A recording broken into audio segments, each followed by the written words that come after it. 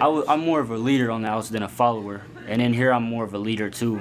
I do things and I condemn other people to do them with me and just go from there. Everybody get in a straight line. Get in a straight line. Let's go. Tell Daily I didn't eat. Okay, go. I will. 1, 2. Let's go. Goddamn iron about your neck. What's up? Don't go out there talking. I got more money than you'll ever have anyway. Applebee's.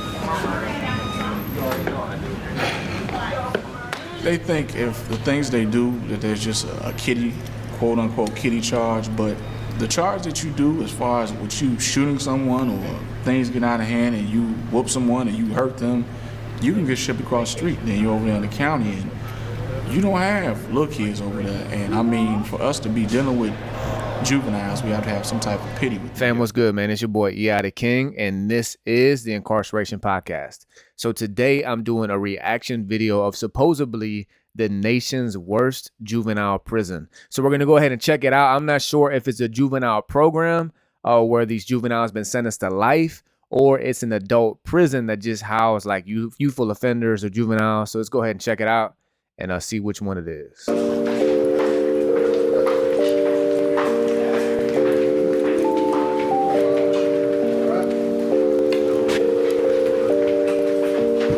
Look at that mustache, man.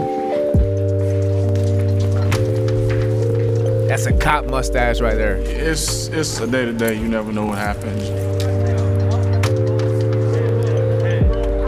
You never know, and I mean, it depends on what kind of mood the residents are in, depends what kind of day we're gonna have.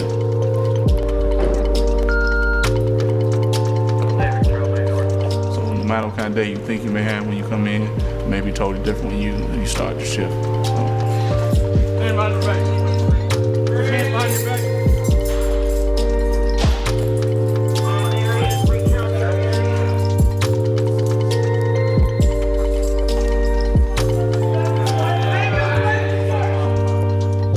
Experience tell you about these kids and their personalities and where they come from and why there's so much anger? Maybe the upbringing, I would say, and juveniles and adults are different, but I think that juveniles, as far as their mentality, they're easy to deal with, and they have more of, I would say, child issues as far as like home things, but they're human. I think, and that's the main thing I think that you could, if you're working in facilities like that. But it's difficult, and I think that my biggest thing is that I have it's a mental challenge, and with having a mental challenge, you have to be prepared for anything. You really do. And it can be stressful at times, very stressful, but you just have to just deal with it, really. All right, real quick, man, just as the that CEO was saying, from my experience throughout all my juvenile programs, juvenile detention, and 12 years of adult prison, I think the huge difference is, don't get me wrong now, like juvenile detentions and juvenile programs and even juvenile prison is definitely ratchet, it's wild.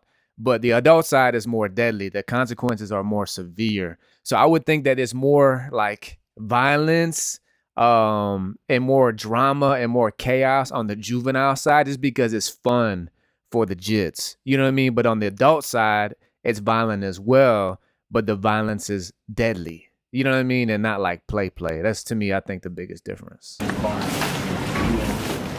My biggest problem in life is just stealing things, touching things that don't belong to me.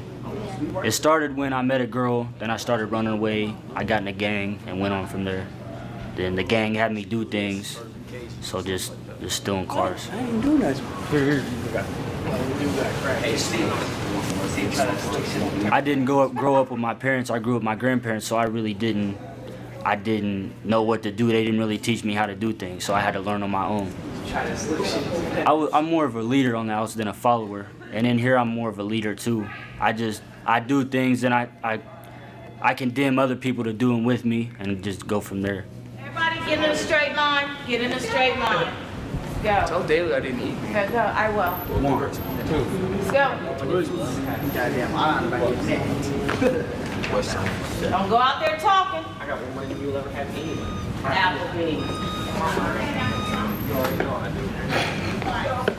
They think if the things they do, that there's just a kiddie, quote unquote kiddie charge, but the charge that you do, as far as with you shooting someone or things get out of hand and you whoop someone and you hurt them, you can get shipped across the street. Then you're over there in the county and you don't have little kids over there. And I mean, for us to be dealing with juveniles, we have to have some type of pity with them. Yeah, so this is a juvenile program, y'all. Being with adults and going over there and you have a charge like that, you have guys over there for murder, double murders, homicide, drug charge. They don't care anything about you because you have your little kitty charge.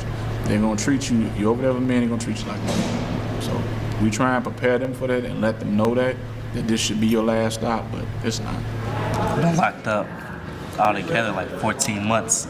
I've been up in the DOC twice. First time was for burglary, this time for auto theft. This has been like, when you in here, it makes you not want to come back, basically. My experience is like, I've been locked up the whole time for a year, but I've been in the DLC for a year and a couple days. So my experience was not to come back. Same thing, my mom give me tough love, but she feel like where did she go wrong at? So. Really? Do you think she feels guilty about you being here? Nah, this is my fault, not her fault.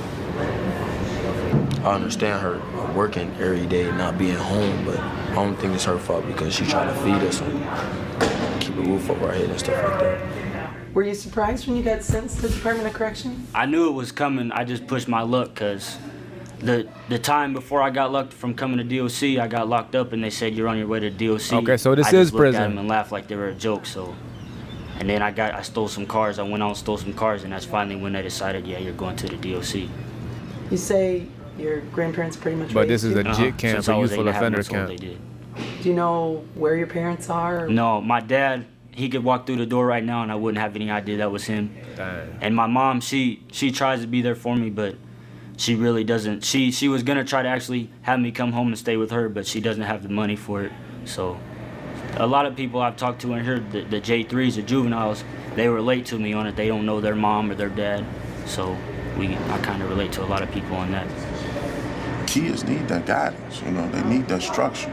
You can't sit there and let your child run wild, you know, up until you're about 16, and then 16, when you turn 16, then you wanna give him some structure, you know what I'm saying? And then you wanna partake in his life. You can't do that, you know. You're supposed to start when 3, 4, 5, 6 years old.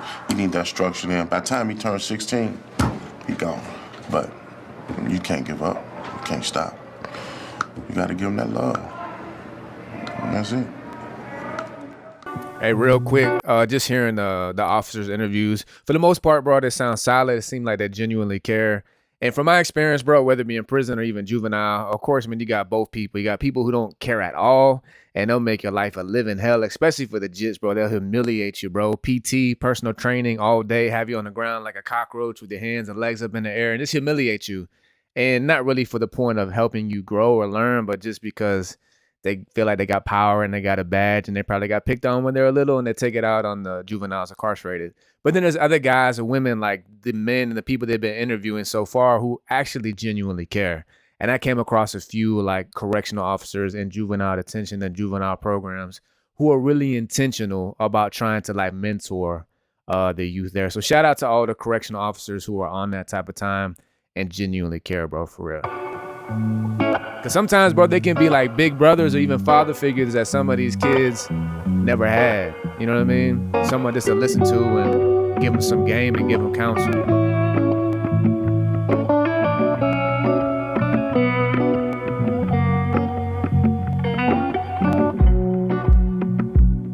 So you guys really don't know when you're going to get out. How do you get out? You gotta make like level 1, 2, 3, and 4. And then they send like some paperwork out saying where you gonna live at when you get out. Then they mail it out to your judge, and then when your judge mail it back, that's when they got your release date. But it take every 2 weeks to make a level. But if you get in trouble for something a little petty, they'll set you back for your level. So it take like at least 9 or 10 months. It ain't really 6 months. The last time we were here, you were in your unit and you were talking about going home. Yeah. Tell me what today is for you. It's been a day I've been waiting on for a very long time. It's a very happy day for me. I didn't think the day would be coming for a long time, but it's finally here. It feels real good. You going home? So Tell me who's coming to pick you up today and My What y'all grandma, know my about that grandpa. JPay I kiosk? haven't seen them for about 2 weeks now. So they usually came up here every weekend to see me. So Okay, he's getting out. it's not like it's been a long time since I haven't seen them. so what's the first thing you want to say to your grandparents when you walk out that front door? And That I love them. That I love them. That's real, bro. That they probably thought this day wasn't gonna come for a long time for me. And it has. Yeah, but sure has.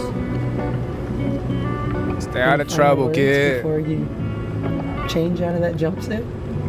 It's gonna feel weird. I've been wearing this for 2 years.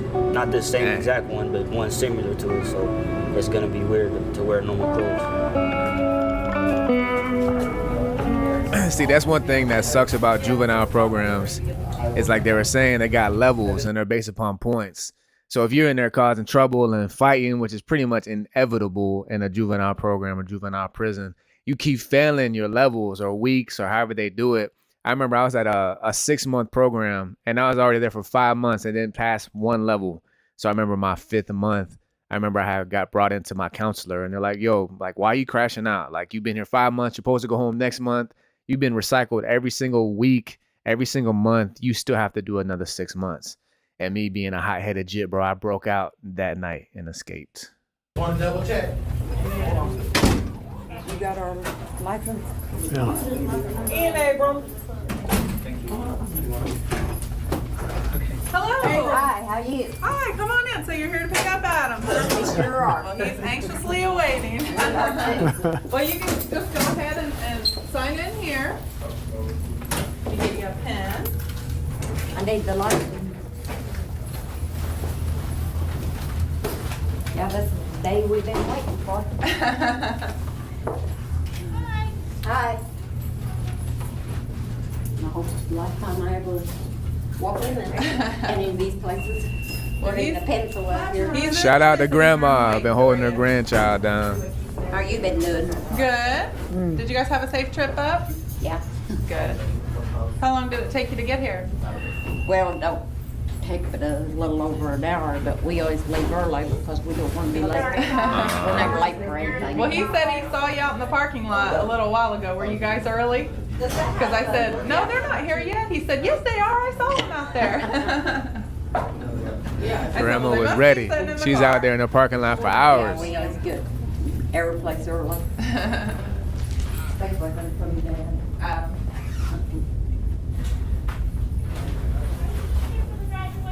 Yeah, they're here to pick them up. Yeah. It's the wrong one. Yeah. If I have to sign this, I gotta have a pen. Yes, she needs a pen. Thanks, son. He's being discharged. You know that, right? We're just gonna take you up there because they have a lot of stuff that way since you're the only one.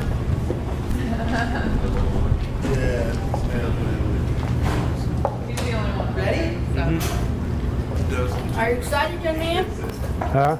Are you excited? I guess. You guess. Is that Grandpa? Grandpa's not know. Right now. Yeah, Grandpa ain't know if he's gonna go home and do good. Probably been giving Grandpa a hard Pretty time. hard on us running up back and forth up here once or twice a week. Oh, I know, sir. Absolutely. Those kids don't think that We while did. they're getting They're punished. pretty so are you. excited, Adam. Yeah, I know. Did you hear me? They're pretty excited. I am too. You are too. Hello. We share them? Not today. Looks good. Hi, bud. Hey. Hey. They got grandparents mic'd up. So good to see you. Shout out to Grandma. No.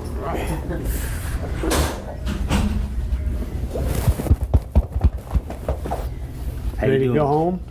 I've been ready for a long time. Yeah, it's the last time I want to be in one of these places. It's gonna be the last time, unless you get locked up. I'm not gonna let you get me locked up. There's your clothes. All right. Where I go to change over. Right there. he won't be on parole or anything. No, he's been discharged. You're too small. Yes. Well, what happened? I've gotten bigger, I guess. Well, Dang, bro, can't even get put them. them on and pull your shirt down over it. No, I can't. You're going to have to.